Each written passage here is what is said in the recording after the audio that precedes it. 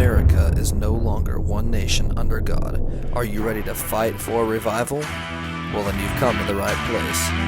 Welcome to Fighting Revive with Adam Boyer.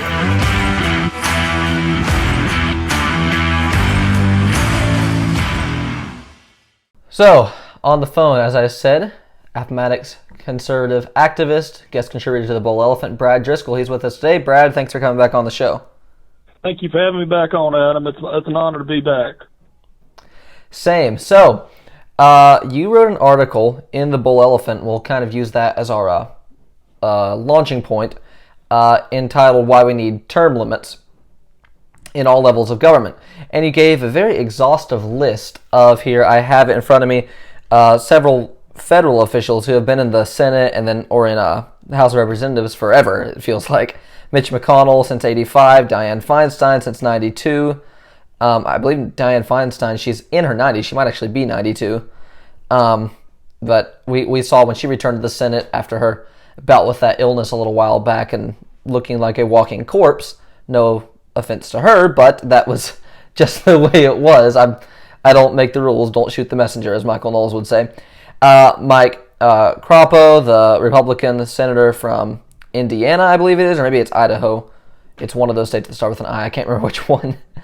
He was in Congress forever. He's been in the Senate for a long time.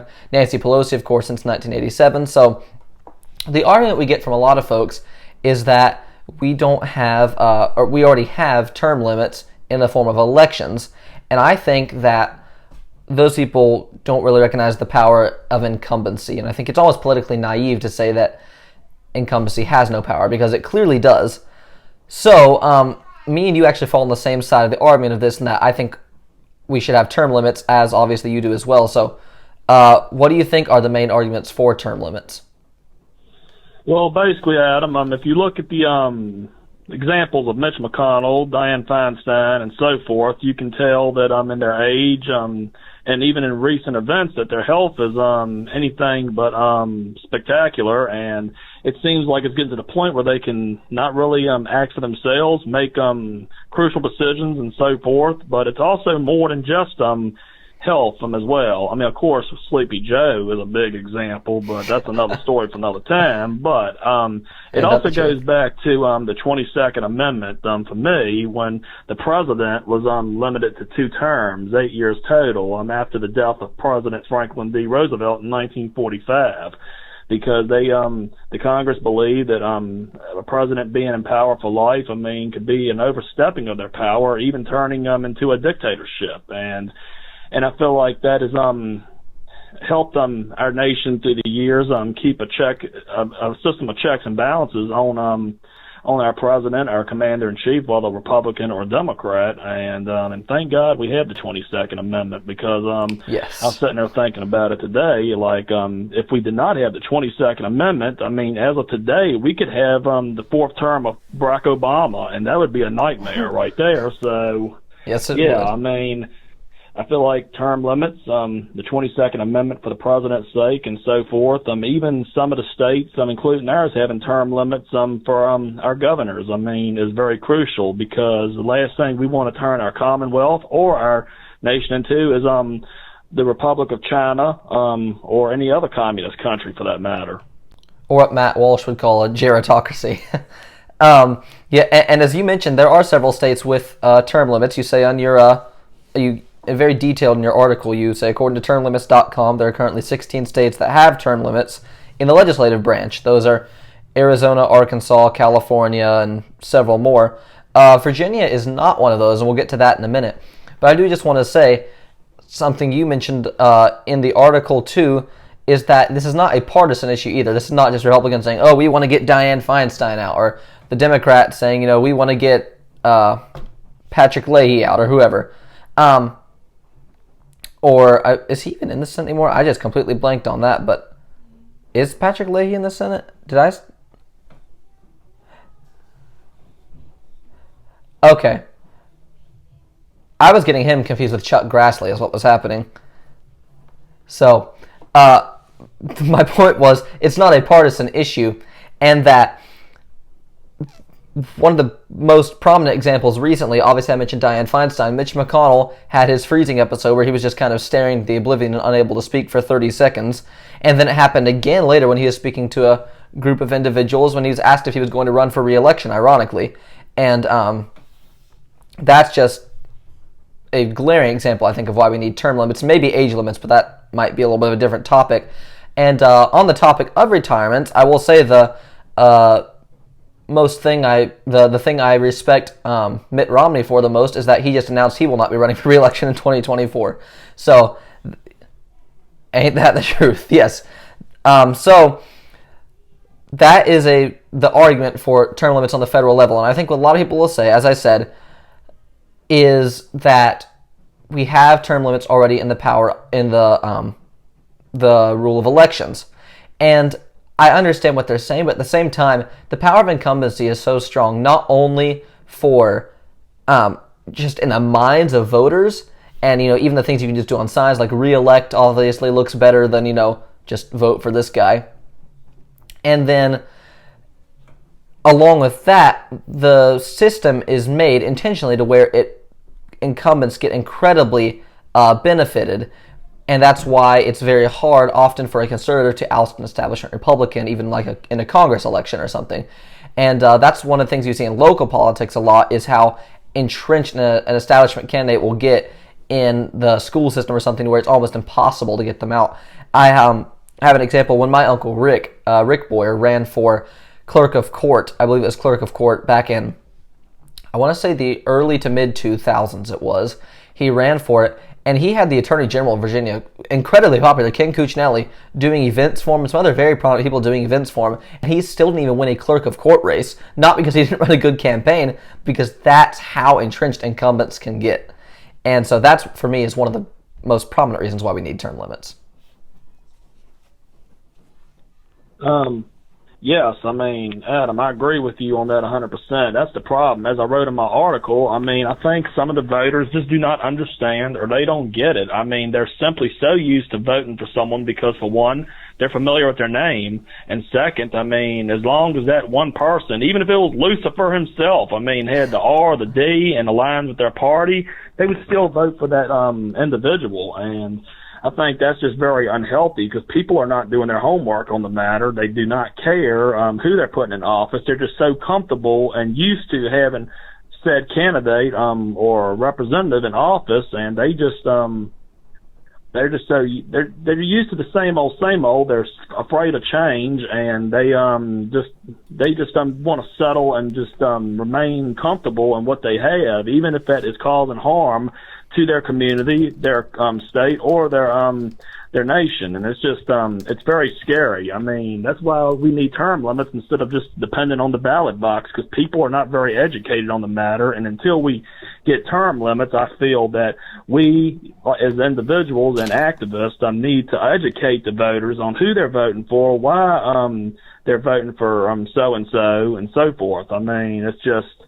It's education is what it takes to get the people involved and engaged. People just need to start getting out and smelling the bacon, pretty much, as far as these issues are concerned. That's the way I take it. Yeah, and so a lot of people, I think, can get on board with the idea of term limits at the federal level. There's this poll from News Nation, or at least that's the article that's reporting on it, and this is from a University of Maryland poll, found earlier this year that 83% of voters support amending the Constitution to establish term limits, including 86% of Republicans and 80% of Democrats. Meaning this is, like I said, not at all a partisan issue.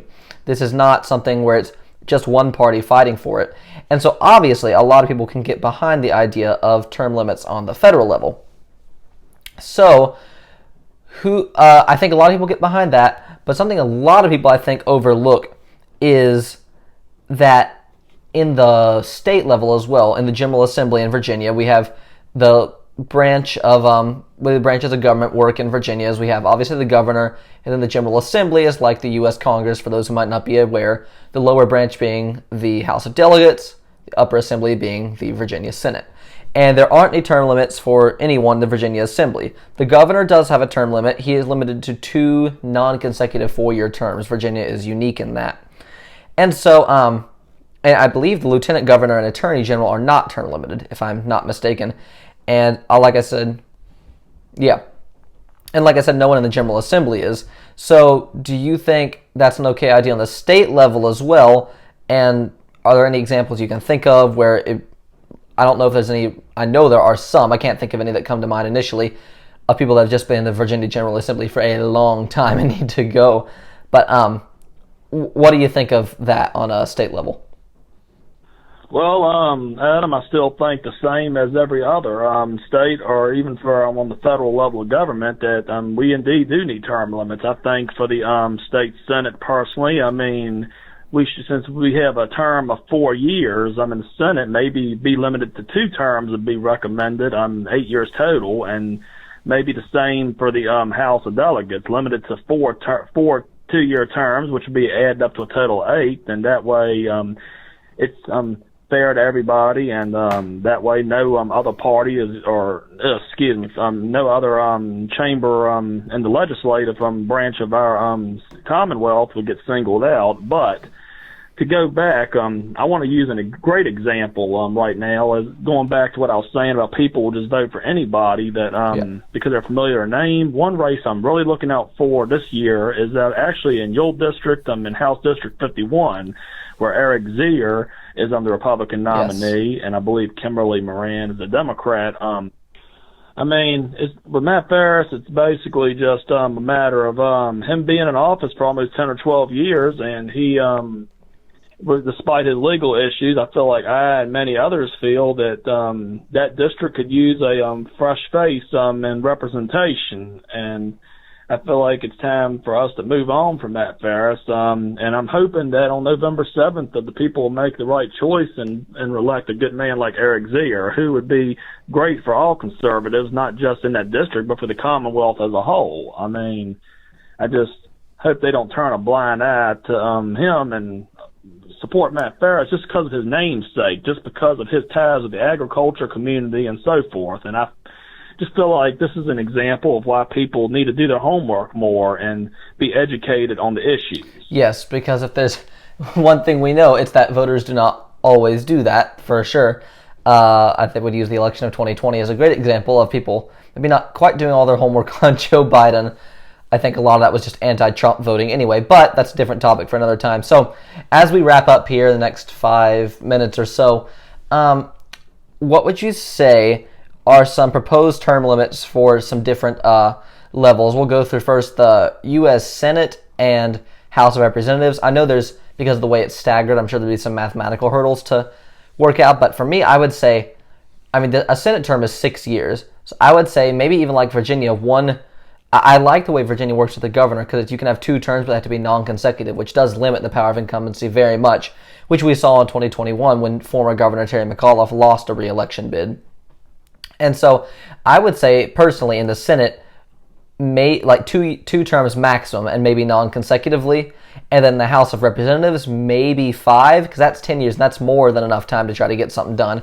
And if you're not getting anything done in 10 years, you're not going to get it done in 20. So on the federal level, what would you say some good ideas for proposed term limits are?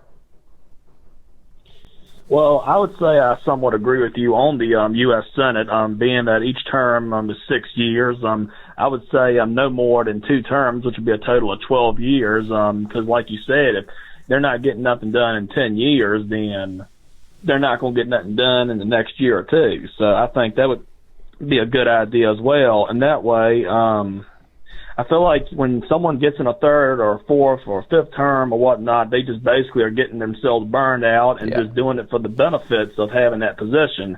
Again, I wrote my article about back in 1996 when then chairman of the Democratic Party of Virginia, Mark Warner, was debating the U.S. Senate Senator John Warner at the time. He made a pledge that he would serve no more than 2 terms if elected to the United States Senate, and he's been in office since 2009, Mark Warner, and he currently broke his pledge back from 96, and he is currently serving a 3rd term. And Mark Warner, I'm not saying it's just because he's a Democrat, but because of the fact that he has done nothing, and here he is in his 3rd term, and he's still doing nothing. He just hogging up a seat just for his namesake and just for his benefit. For the U.S. House of Representatives, I would say, because I believe each term is 2 years, so I would say maybe no more than 4 or 5 terms, which would be a total of 8 to 10 years.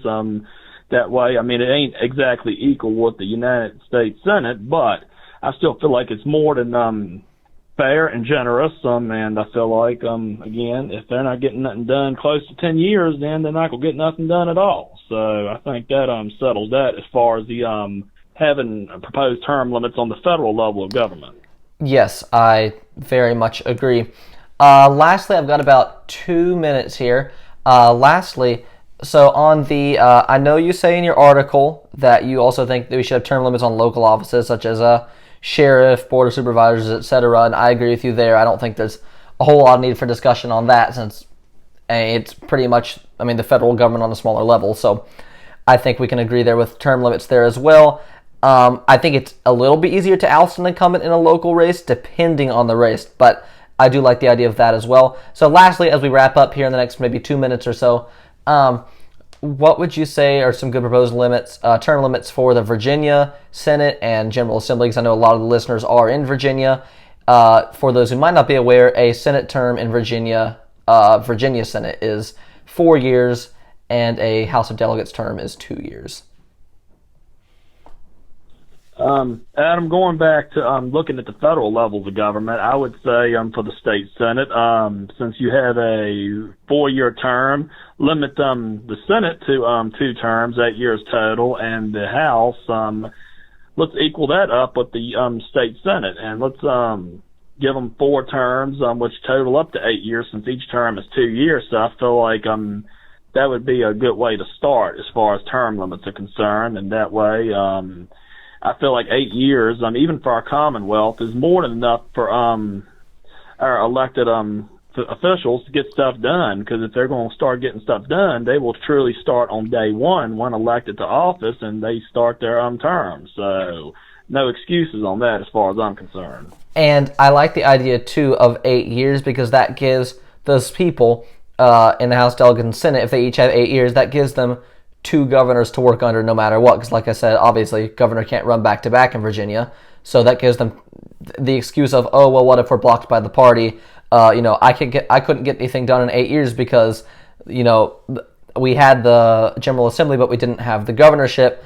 Well, this at least gives you 2 different governors to work under, even if they're both of the same party, but it gives you a better chance, and I like that. So you end your article in the Bull Elephant by saying, too much power for years and even decades can lead to the downfall of a nation, a statehood, and even your own community. And I would absolutely agree. A lot of people are in politics for the money, for the career, and honestly for the security.